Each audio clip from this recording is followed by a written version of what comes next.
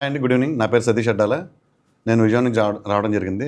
ప్రత్యేకించి విజయవాడ నుంచి నెల్లూరు ఎందుకు వచ్చానంటే, యాక్చువల్‌గా ప్రతి సంవత్సరం మేము మిస్ ఆంధ్రప్రదేశ్ అనేది చాలా గ్రాండ్‌గా నిర్వహించడం అనేది జరుగుతుంది.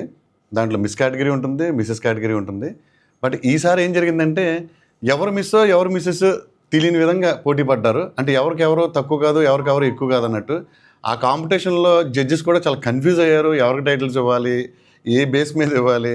అంటే ఎవరికెవరు తక్కువ కాకుండా పర్ఫార్మెన్స్ చేయడం వల్ల టాలెంట్ రౌండ్ కానీ, సెమీఫైనల్స్ కానీ, ఫైనల్స్ కానీ ఎట్టకేలకు జడ్జిమెంట్ ఇవ్వాలి కాబట్టి ఇచ్చి కొంతమందిని విజేతలుగా డిసైడ్ చేయడం అనేది జరిగింది. దాంట్లో అన్నిటికన్నా గొప్ప విషయం ఏంటంటే, చాలా సార్లు నా చిన్నప్పటి నుంచి వింటూ ఉండేవాడిని. నెల్లూరు నెరజాన్లు అంటే ఏంటో నాకు పెద్ద ఐడియా లేదు. బట్ ఎప్పుడు మా ఆంధ్ర సైడే టైటిల్స్ ఎక్కువ వస్తాయి. ఈసారి నెల్లూరులో ముగ్గురికి టైటిల్స్ వచ్చినాయి.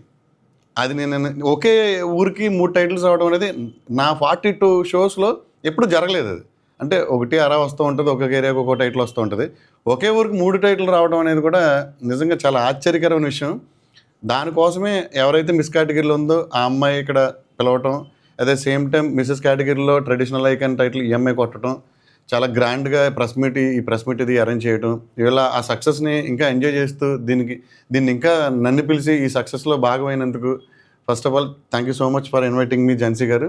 ఈ నెల్లూరుకి సంబంధించిన ఈ టైటిల్ మీరు ఏదైతే కొట్టారో దీన్ని నెక్స్ట్ లెవెల్కి తీసుకెళ్ళి చక్కగా దీని నుంచి ఇంకా మీరు మంచి పేర్లు ప్రత్యేకతలు పొందాలని మనస్ఫూర్తిగా కోరుకుంటున్నాను. Thank you so much.